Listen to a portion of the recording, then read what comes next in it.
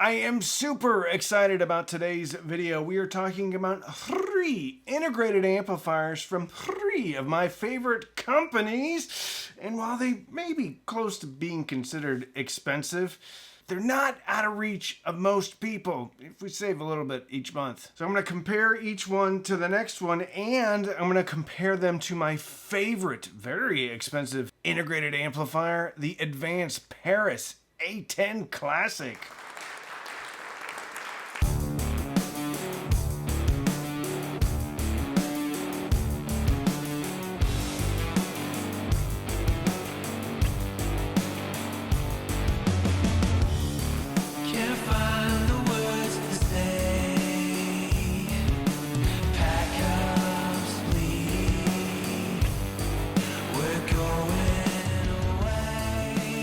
Life isn't easy. If you're watching this video, you're probably about my age. There's always a ton of things happening in our lives. That's why I love music so much, because you can turn it on and it relaxes me. It reduces my anxiety. But sometimes listening to music isn't always enough, and that's why I am super happy to have BetterHelp sponsoring today's video. Job changes are difficult, and when I transitioned from military life to civilian life, I didn't do very well. That was my first experience with counseling. BetterHelp is probably the easiest way that you can get therapy. BetterHelp connects you with a licensed therapist who is trained to listen and give helpful, unbiased advice. First, you go to their website. You can go to betterhelp.com/cheapaudioman. You answer a few questions and BetterHelp will match you to a professional who has years of experience helping people with struggles just like yours. After you fill out the questionnaire, you're usually going to be matched with a therapist within 24 to 48 hours. The coolest thing is you can meet with your therapist however you want to. It can be chat. It can be on the phone. It can be a video conference, whatever makes you feel comfortable. So let BetterHelp help you with your specific needs, all from the comfort of your own home. Visit betterhelp.com/cheapaudioman and get started today. Or enter Cheap Audio Man at checkout to get a special discount off of your first month. Thank you, BetterHelp, for sponsoring today's video.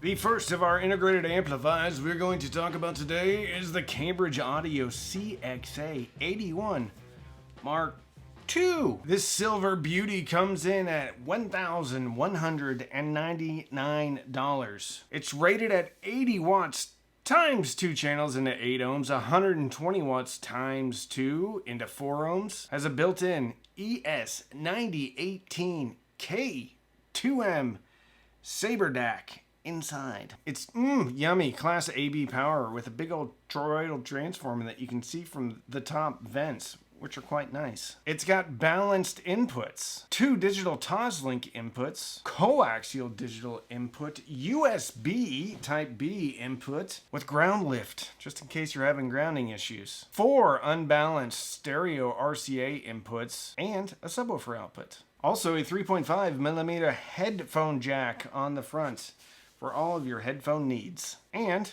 it has a remote control, which is very busy. So I'm hoping that it also operates a Cambridge Audio CD player. Otherwise, there's a lot of unused buttons on the remote. Also has a preamp output. So if you ever want to use this as a preamp, you certainly can.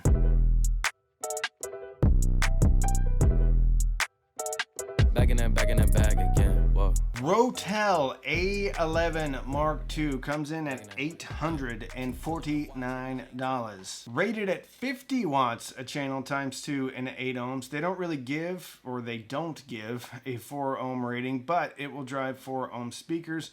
Generally speaking, my experience with Rotel is that they are very conservative about their power ratings. It says 50. Chances are it's probably a little bit more than that. 4 RCA inputs, 2 digital inputs, 1 optical, and 1 coaxial, and you get Bluetooth. And that's about it. No subwoofer output. No preamp output. No USB input. It does have a phono stage though. Editing Randy here. I would be remiss if I didn't talk about how good the phono stage is on the A11 Mark II. That was the big takeaway for me. So at $849, this thing may seem like it doesn't live up to the value prop that the other two amplifiers do. However, the phono stage in it is probably on par with the Project $500 phono stage. So you should think about this as having like a $300 or $400 phono stage, and you get a free amp. Yeah. The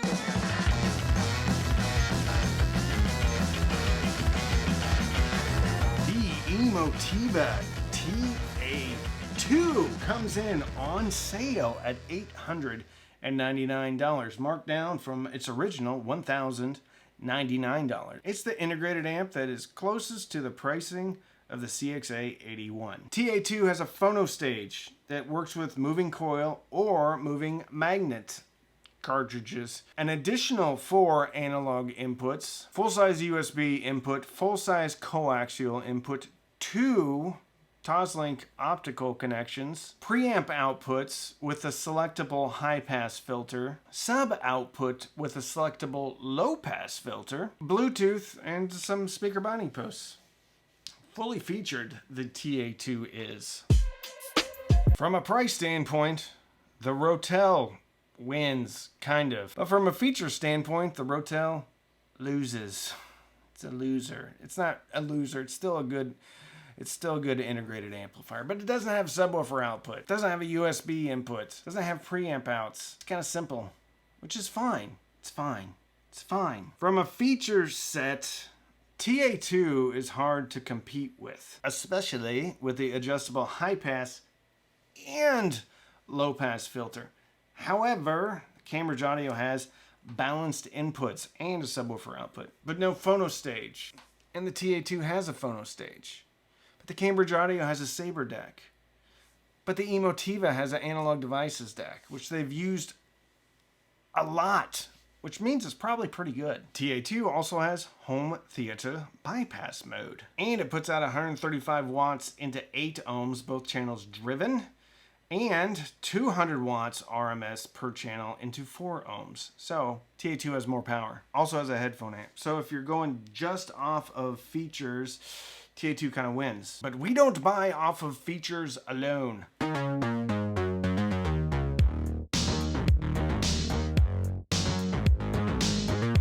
They all have kind of their own vibe. The Rotel is that traditional black box, tone controls on the front, very simple, very nice, very classy. Emotiva, classic Emotiva, and they lean into it and they don't make any apologies. You got the blue lights, you got the knurled volume knob, you got the little Cylon screen up at the top, brushed aluminum. I like it. Some people don't like it. It's fine if you don't. Cambridge Audio is kind of silver. It's got the cool grill on the top. Nice push buttons for all of your inputs, which is convenient if you want to change inputs on the fly. I think the Cambridge Audio remote looks better than the Emotiva remote. However, I've heard rumors that Emotiva may be redesigning their remote control for the next iteration of the TA3.5. TA11, something like that. So it depends on what you like. Personally for me, I like the Cambridge and I like the Emotiva. Cambridge also doesn't have tone controls, which is a bit of a bummer. On one hand, I love that they're confident with how their products sound. I love the CXN100 streamer. It's simple. It's easy to use. There's no trickery. It sounds how it sounds. I do wish I had a little bit of tone controls though. Just a little bit, maybe. TA2 does have tone controls. You have to dig into the menu a little bit to get to them. Rotel has tone controls, and they're very easy to get to because they're right on the front. Knobs. Sound-wise, I listened to a bunch of tracks off of the cheap Audioman test track playlist, which, incidentally, if you want to sign up for Amazon Music or get a free Amazon Music trial, there's a link in the description. I have all of my playlists on Amazon Music, and I think Tidal as well. But you can try out Amazon Music if you want to. Amazon Music works also with all of the Weem products. Incidentally, I use the Weem Pro as the source for all of these integrated amplifiers, connected via optical output on the Weem Pro to the TA2 to the CXA81 and to the Rotel A11 Mark II. I also played around with room correction on all of these integrateds, but I ended up not using room correction to kind of give my listening impressions. The speakers I used were the XT1s from Emotiva, as well as the Wharfedale Linton speakers, both of which are awesome speakers, but they do sound very different. The Linton, a little bit warmer, a little bit laid back. XT1s, detail monsters, super punchy on the bottom. Let me start out by saying these are all excellent integrated amplifiers, and one of these amps that you could have for 5, 10, 20 years, and the only thing that could potentially go obsolete is the DAC. But the DAC integration, the way they did it, probably not going to. So if you like the sound of the DAC, these integrateds could last you 30 years. And I know $1,200, $900, $850 is a lot for a piece of hi-fi equipment. But if you like them, you're not going to feel like you need a different one 3 years down the line like you may feel with a streamer or another DAC. From a sound perspective, the Cambridge and the Rotel sounded the most similar to me. They had a very detailed presentation. We'll get to the TA2 here in a second. The Rotel, though, had a tendency to be a little bit sibilant at times. Sometimes when you get that high, def, mid-range, top-end clarity from an amplifier, sometimes that comes with a little bit of sibilance. The Cambridge, slightly more neutral, had a little bit more warmth than the Rotel, but it's still neutral. Cry, Little Sister, off of the Lost Boys soundtrack. Awesome soundtrack, awesome song. So good, in fact, that Marilyn Manson redid it, but I think the original is better. Don't we always think the original is better? Hey, if you have an example of a song that was redone, covered, and you like it better than the original, put it in the comments. At 234, the pipe organ really comes in. And it wasn't super cleanly recorded. So I thought, okay, this is going to be a perfect example of how much clarity I can tell between these amps. At the beginning, they pretty much all sounded the same. We'll get to the TA2 here in a second. That's a great part of the song, though, because there's so much dynamics. Kind of goes from a little bit all the way up to a crescendo. The Cambridge and the Rotel sounded awful similar. At the top of the crescendo, though, I felt like the Cambridge had a little bit more air and was a little bit more dynamic with the presentation of that part of that song. Enter the TA2. The TA2 to me sounds kind of like a vintage receiver. Not like a vintage Yamaha, but like a vintage Pioneer or a vintage Marantz.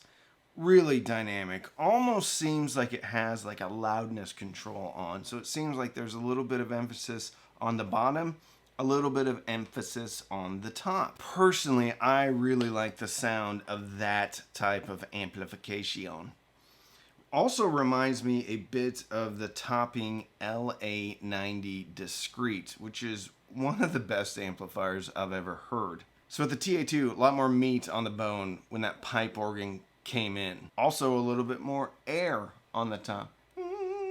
At the end of the segment of that song, though, at the end of that crescendo, there's a little bit of, I don't know anything about organs, but it moved around a little bit. And I thought the Cambridge and the TA2 did an excellent job of moving things. But if I was splitting hairs, I think the Cambridge did a little bit better job of putting things in space. It kind of comes down to what you're after as far as a sonic signature. The Rotel just seemed a little bit dry in comparison to the Cambridge, and the Cambridge seemed a lot more well-behaved than the TA2, and the TA2 was just fun. Fun. Patience. This time a cover of the Guns N' Roses song. Chris Cornell's voice. When we talk about the Rotel, again, it's kind of easy because it seems like it's just slightly forward with the Rotel, super neutral with the Cambridge, a little bit recessed with the TA2, but with the TA2, the recess I like recess. When it's recessed with the TA2 just slightly, you're still not losing clarity. There's nothing jumbled up in the mid-range. It, again, just feels like a bit of a V curve on the TA2. Cambridge, neutral. Rotel, a little bit mid-forward. I think that's actually a really good way of describing these. Rotel's a little bit mid-forward. Cambridge is neutral. TA2, a little bit of a fun curve. Smile. Yeah, that's right. And I wasn't pushing these things super hard either, so about 70 dB. 70 dB is, I think, a good equalizer. On paper, you shouldn't be putting out more than 1 watt, but I know that we put out more than 1 watt, especially if you have a speaker that has a little boom boom on the bottom. But it's a perfect SPO for me. Then I can make informed decisions, because chances are most people aren't going to be listening at 85 or 90 dB. So me testing amplifiers at 85 or 90 dB really isn't all that valuable for people out there. Really, none of my videos are all that valuable for people out there. 70 dB, that's how I do it. Sometimes I go around 75 up to 80. Any of these amplifiers are going to be able to handle that. The TA2 though and the Cambridge are going to be able to handle it very easily. I did feel like the Rotel never struggled at 70, but just got a little hunch that the Rotel wasn't going to be able to keep up with the Cambridge or the TA2. We also need to talk about feature set. Rotel just doesn't have many features. Cambridge has great features. TA2 has bonkers features, and really the only thing that the Cambridge can beat the TA2 with is balanced inputs. But you have adjustable high pass and low pass filters on the TA2. You have a moving magnet and a moving coil phono preamp in the TA2, which you don't have any in the Cambridge. Bluetooth on both of them. So it really comes down to what type of sonic signature you are after and what type of feature set you are after. If I was spending this kind of money, I like the Rotel. I probably wouldn't buy the Rotel at $850. I would look hard at the Cambridge. I would look hard at the Emotiva.